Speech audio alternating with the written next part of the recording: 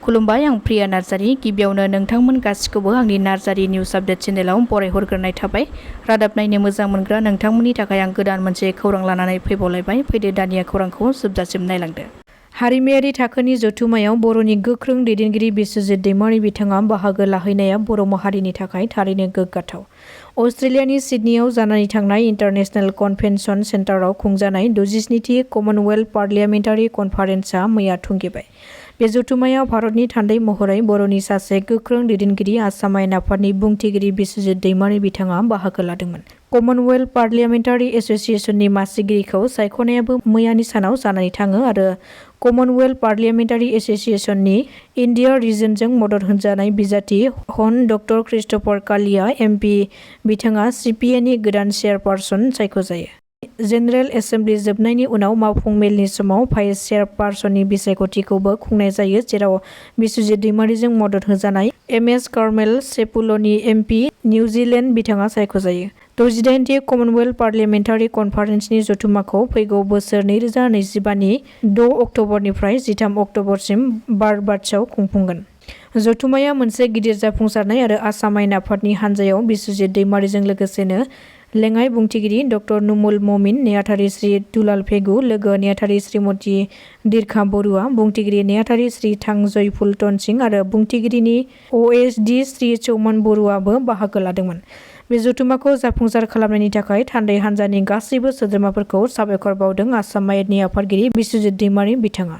चिरां जिल्लानि बेंटल हाथाइ बाजाराव मैया लाइमोन बिपिएफनि फोसावदिं मेल आरो हानजा सुरनायजों लोगोसे रायजो राजाफोरखौ दोलोनि बिजाथि सुद्ध कुमार बसुमतारीखौ भट होनानै देरहासार खालामनो थाखाय हानजा सुरनाय हाबाफारि लानायजों लोगोसे बिटिसिनि एस'सिएशन कन्ट्राक्टरनि गाहाय नेहाथारि बिक्रम दैमारिया प्रमद बर'खौ गोख्रों फिनजाथाय होनायखौ नुनो मोन्दों।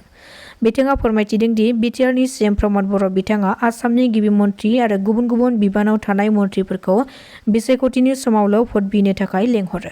नाथाय जेब्ला बिटिआरआव बर' सुबुंफोरा एना-एनि बा खैफोद आरो इभिक्सन खालामजानाय समाव आसामनि सासेबो मिनिस्टारफोरा बिटिआरआव नुजाथिफैया। आसामनि मिनिस्टारफोरा बर' सुबुंफोरनो होनो थाखाय फैया, नाथाय बर'फोरनिफ्राय लांनो थाखायसो फैयो, जायनि थाखाय जोंनि गेजेराव जेबो गैया।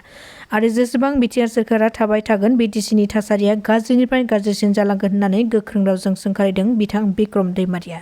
तामुलपुर जिल्लानि भारत-भुटान सिमा दारांगायाव आसामनि रायजो बेंगिरि आरो भुटाननि गाहाय मन्थ्रिया इमिग्रेशन चेकपस्ट बेखेवदों।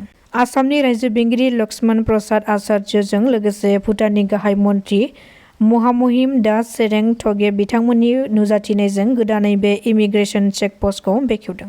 सुलुंनिफ्राय मिथिनो हानाय बादिब्ला तामुलपुर जिल्लानि दारांगायाव गोदानै गायसनजानाय बे इमिग्रेशन चेकपस्टखौ गायसननायनि थांखियानो जादों मोननै हादोरनि गेजेराव मुवा बेसाद आरो सुबुंफोरनि थांलाय फैलायखौ मोजां खालामनाय आरो ओनसोलाव फालांगि खालामनाय आरो रैखाथिखौ बांहोनाय।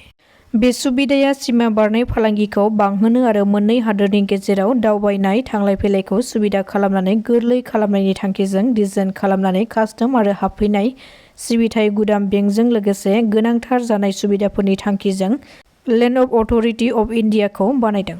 बे बेखेवनाय हाबाफारियावनो भारतनि रायजोआरि मन्थ्रि पबित्र मार्गारेटा, भारतनि रायजोआरि नखर मन्थ्रि बन्दी सन्जय कुमार, आसामनि केबिनेट मन्थ्रि चन्द्र महन पाटवारी, एमपि दिलीप कुमार शइकिया आरो बिटिआरनि मावफुं सोद्रोमा गबिन्द बसुमतारी आरो गोबां दैदेनगिरिफोराबो बे हाबाफारियाव बाहागो लाफादों। उफेरा बिसायख'थिखौ लानानै अर जोंदों बा सोंखारिलायबाय थानायखौ जों नुनो मोनगासिनो दङ। फैगौ 13 नबेम्बराव खुंफुंजानो गोनां सिडली बियाबनि उफेरा बिसायख'थिखौ लानानैनो दासान्दि राजखान्थि हान्जाया गावजों गाव सोंखारिलायगासिनो थानायखौ नुनो मोनबोबाय थादों। बे उफेरा बिसायख'थिखौ लानानैनो इउपिपिएल दोलो आरो बिपिएफ दोलो आरो गुबुन गुबुन राजखान्थि हान्जाफोराबो गाव गावनि बिजाथिफोरखौ जेरैखि जाया देरहाहोनांगौनि थाखाय गोख्रों खामानि मावदों। बिसायख'थियाव देरहानांगौनि थांखिजों सिडली बियाबनि गुबुन गुबुन ओनसोलफ्राव बिसायख'थिनि फोसावदिं मेलफोरा जागासिनो दङ। बेबादिनो बिपिएफ दोलोनि कास्टम बसुमतारी आरो बिक्रम दैमारि बिथांमोनाबो सिडली बियाबाव बिसायख'थि फोसावदिं मेल आरो गुरुभाषा हाथाइ बाजाराव थांनानै रायजो राजानाव भट बिनायखौ गोख्रों अजद दैखांदों। इउपिपिएल गुरुभाषा प्राइमारिनिफ्राय बिथांमोना अजद होनाय बादिब्ला बिपिएफ दोलोनि जानानै बिथां कास्टम बसुमतारी आरो बिक्रम दैमारि बिथांमोना इउपिपिएलनि सोरखारखौ गाज्रि मुं होनानै रायजो राजाफोरखौ थगायनानै रायजो राजाफोरनाव भट बिदों। आरो इउपिपिएल बा बिटिआर सोरखारा गुरुभाषा ओनसोलाव जेबो जौगानाय खामानि मावाखै होननानै भट बिदों।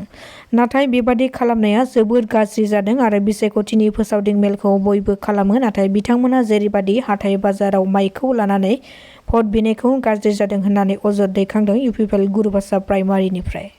दासिमनि खौराङा एसेनोसै। नोंथांमोना खौरांखौ नायनानै मोजां मोनदोंब्ला चेनेलखौ साबस्क्राइब खालामनानै लानो हागोन। गोजोन्थों।